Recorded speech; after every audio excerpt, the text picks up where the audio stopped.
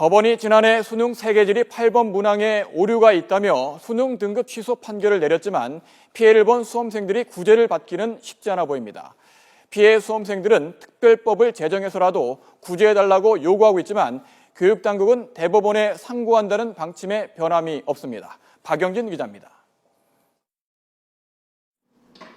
법원이 1심 판결을 뒤집고 사상 처음으로 수능 문제의 오류를 인정했지만 이미 시험을 치른 지 10달 이상이 지난 지금 피해를 본 수험생들이 구제받을 길은 막막합니다.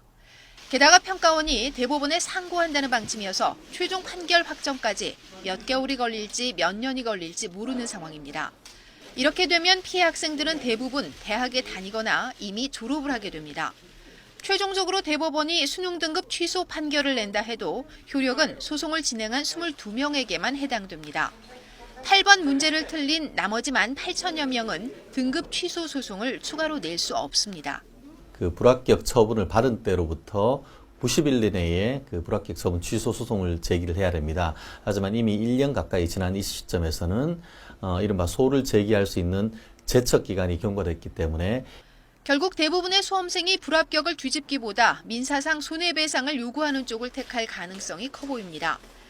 승소한 학생들은 대학을 상대로 불합격 처분을 취소해달라는 소송을 낼 수 있지만 이 또한 세계지리 8번 문제 때문에 낙방했다는 점을 명확히 입증해야 합니다. 이 때문에 피해자들은 당사자인 교육당국이 특별 조치를 마련해야 한다고 주장합니다. 정시 전형의 경우에는 그 3점을 가산했을 때 합격을 하게 되는 그런 경우 학생들이 분명히 있습니다. 그래서 그 경우라면은 정원 외로 추가로 합격을 시켜준다든가.